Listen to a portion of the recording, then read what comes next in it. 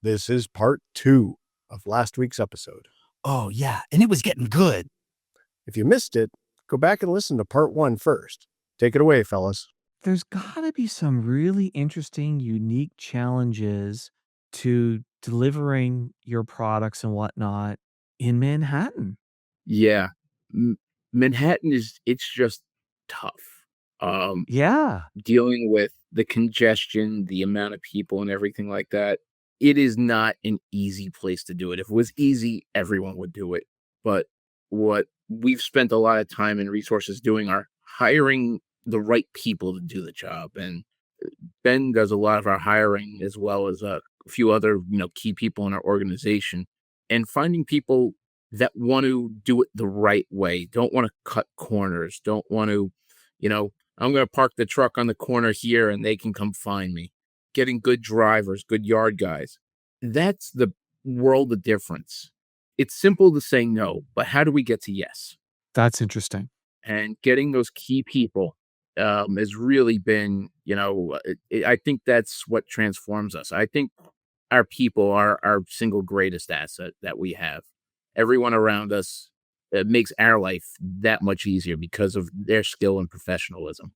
Our dispatch team is incredible when it comes to navigating what truck goes where, if there was a mistake, how to fix it. And, there's never, I shouldn't say never, but there's not a blame game.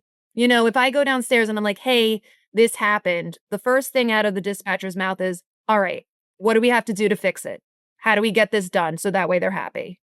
Well, in this dispatch thing, I just want to give some background that people may not realize is in the construction space, in the home services space, I have lots of clients who are in the suburbs of a city like whether it's Philadelphia or Toronto or Vancouver or Los Angeles who will say, yeah, we do not go into the downtown core because it's a pain in the neck. It's too hard. It's too difficult.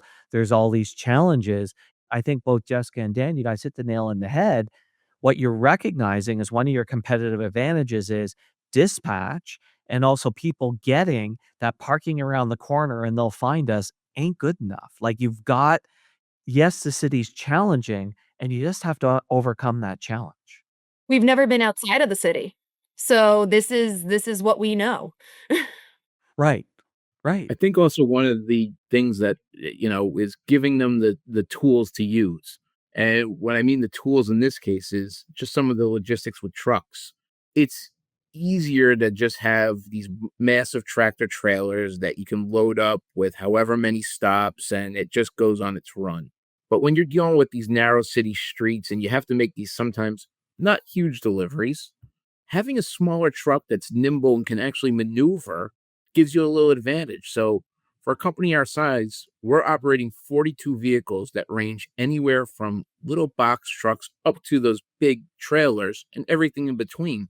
So if you need 2 units of plywood into the city and you're on a difficult street, we have an 18-foot flatbed that makes it much easier to maneuver than a 53-foot tractor trailer. And what Jess was talking about with the dispatch team is they understand those needs. They have the tools to do the job. We're just there to support them, give them the tools they need to make the job easier. You're like right in Manhattan, are you not? We're 1 mile outside of New York City in Long Island City, Queens. Oh, you're in Long Island City. Okay.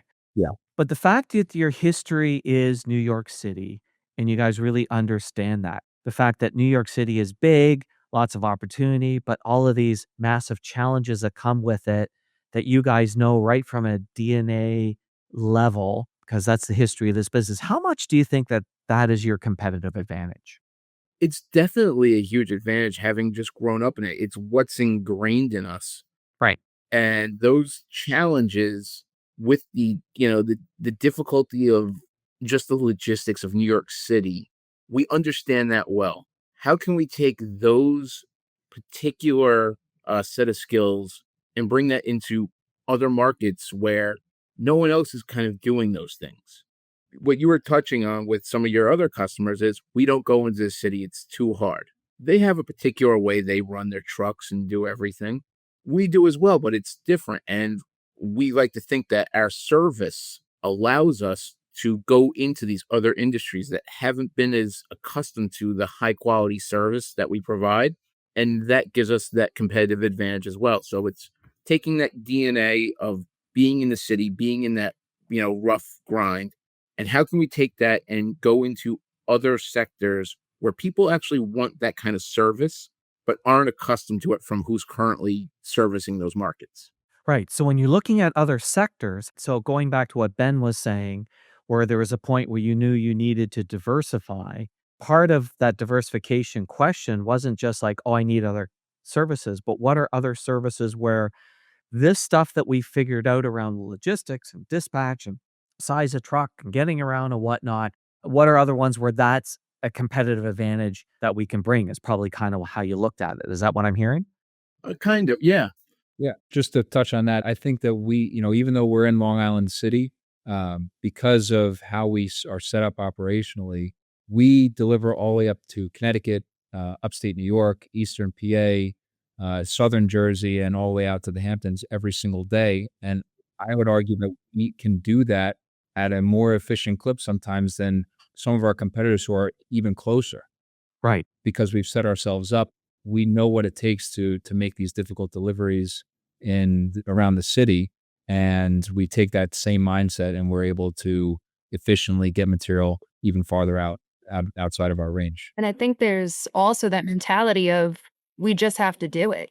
It's not, oh, this is a hard street to get down. Oh, we don't want to go into the city. It's our customer needs this and we're going to get it to them. Because one thing about us is going back to my grandfather, when it comes to, one of his biggest attributes was loyalty. A customer calls and it's not just a voice on the other line. A customer still calls Ben, still calls Dan, even though they're running the business. And we answer and we know them by first name. We know what they need. We know that if they say a certain item that they didn't really mean that item. Oh, did you mean this? Oh, absolutely. So we want to get our people, not just customers, they're our people, what they want. So even though logistics does play a role, we just got to get it done. Awesome. So look into the future, there's, definitely changes happening in the construction industry, changes happening in the future. What do you guys think is your biggest opportunity and your biggest challenge? You're now the third generation taking this out to generation number 4. What do you guys see as being the big opportunities and big challenges for LeNoble? Our biggest opportunity and our biggest challenge is scaling from where we're at. I think that the way everything we've talked about with how we run our people, how the operations department runs, we've put a lot of time, thought, and effort into how the organization is structured, that we think that we're ready to take that next step into scaling into other areas outside of the 5 boroughs and all the other areas I mentioned. That I think is our biggest challenge going forwards, as well as finding talent, finding that next generation, to the next nucleus at this company to help bring ourselves to that next level. That's going to be our biggest challenge going forwards. So you see the big challenge as being really the people and the talent. The opportunities are out there. If you have the right people and the right talent, you can seize those opportunities, is what you're seeing. Yeah, I think that we are a great organization that offers a younger generation that have been pulled into different industries away from the construction and blue collar industry. I think that it's left a void here where there's some real opportunity for those who are in this industry in our generation to really seize that and take this company to the next level.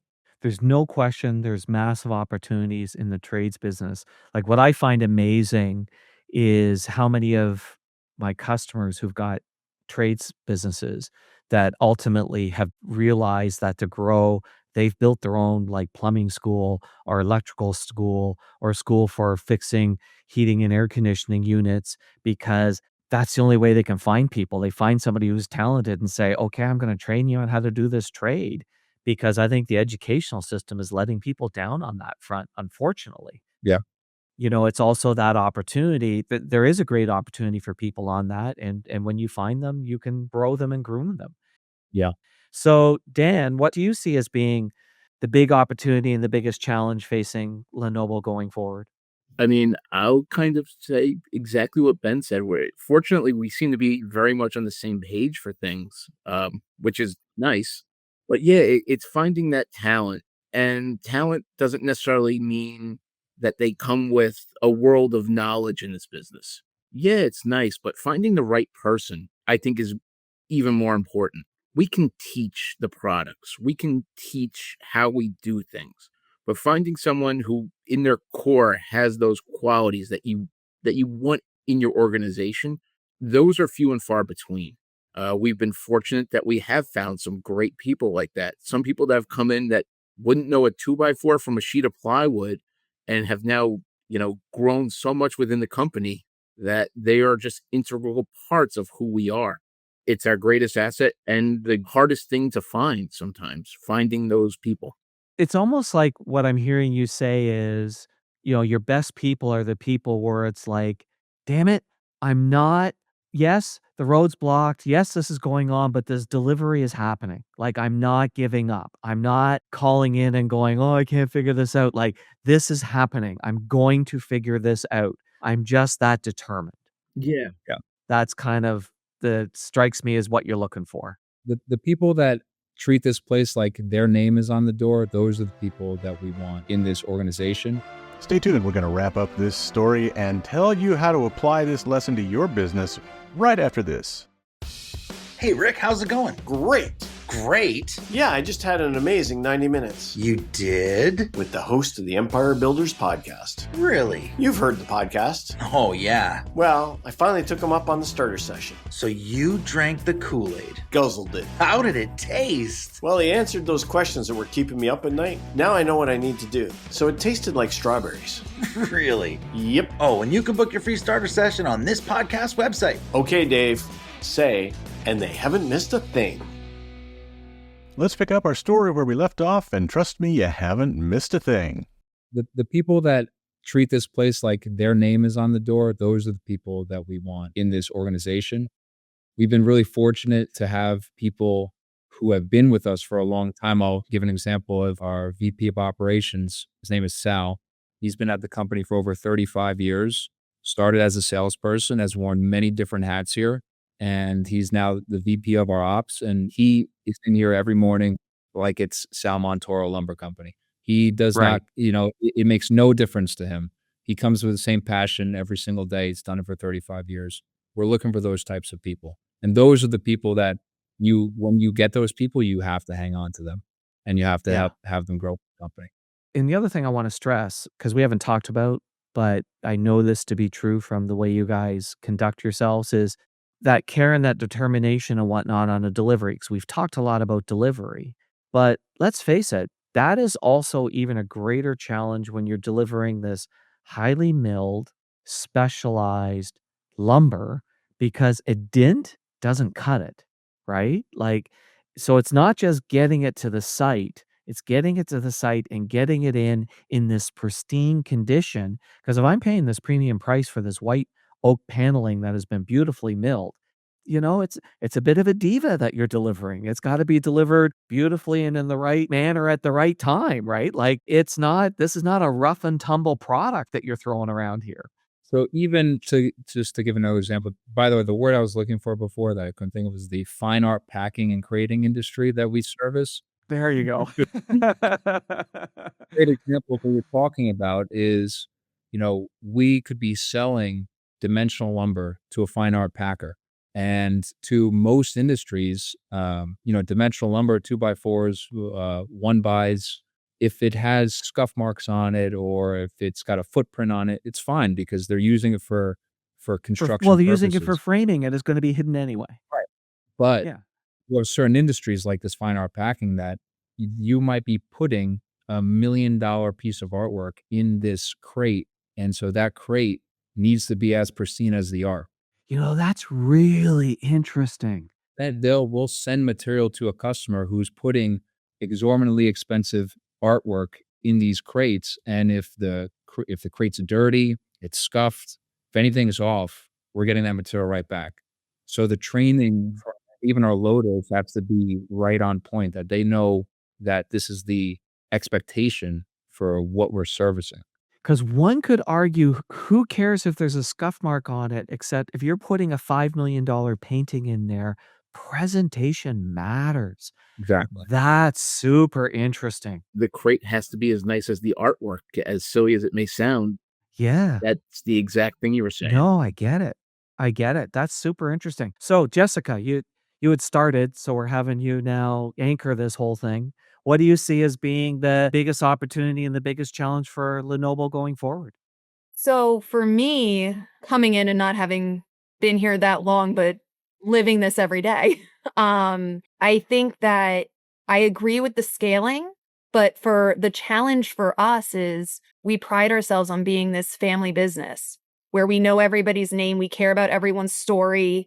And as we continue to scale, it's going to be interesting to see how we navigate growing and still being able to make it feel like a family company while also becoming more corporate and having multiple locations and multiple managers. I mean, if you come into this place, our offices, it is one big office.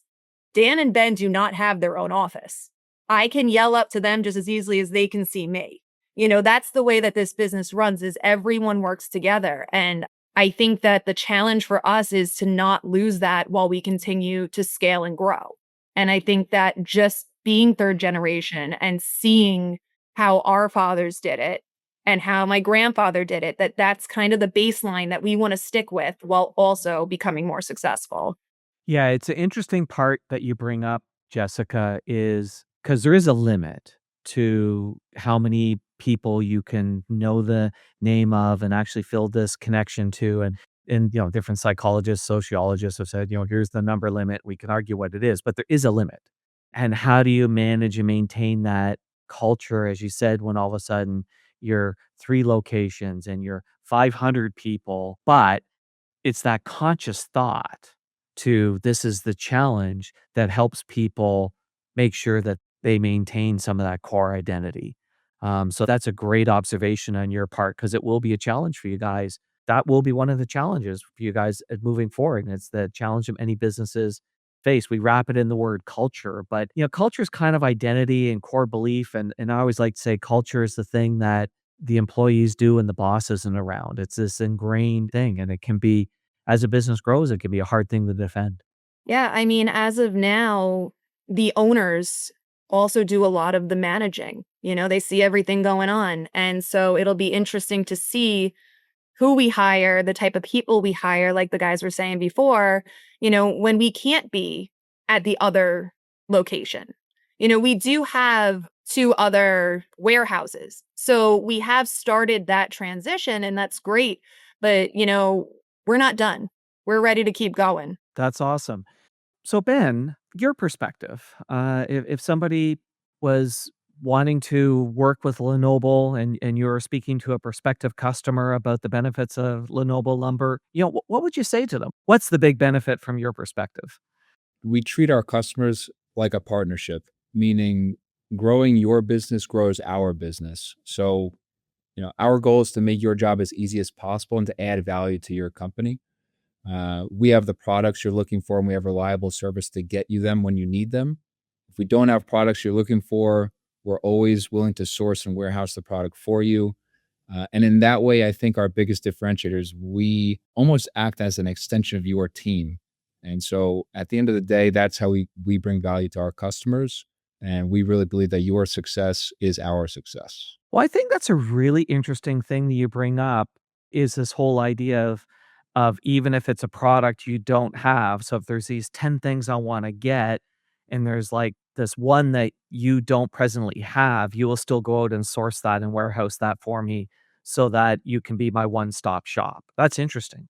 Always. Yeah. We have the connections with vendors all across the world. If it's a product that you need on a regular basis, we have the space in an indoor facility to warehouse that for you and get it to you the next day, like all your other products. That's awesome. Yeah. That's awesome. Yeah, I can certainly see how that would be a real key differentiator. Thanks for sharing that. How many people are you guys up to now? How many employees are you now? We have 130 employees. So, Jessica, yeah, you're at that interesting point where it's a large, serious business. It's going to be interesting to watch how you guys evolve and change over the years. again, hats off to being in the third generation. And what I'm going to say that I'm hearing is you're carrying forward a lot of the DNA that you inherited. So I'm fully convinced that we're going to be hearing great things about LeNoble in the future.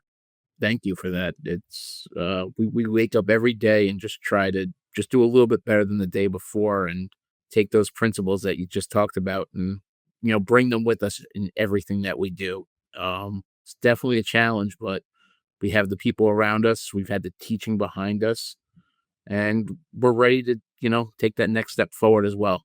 Yeah.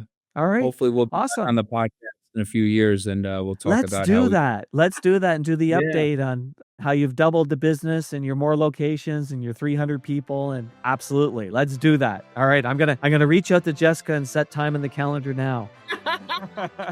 Sounds good. Wonderful. All right, awesome. Thanks for your time, guys. Thank you. Thanks for listening to the podcast. Please share us, subscribe on your favorite podcast app, and leave us a big, fat, juicy 5-star rating and review at Apple Podcasts. And if you'd like to schedule your own 90-minute empire building session, you can do it at empirebuildingprogram.com.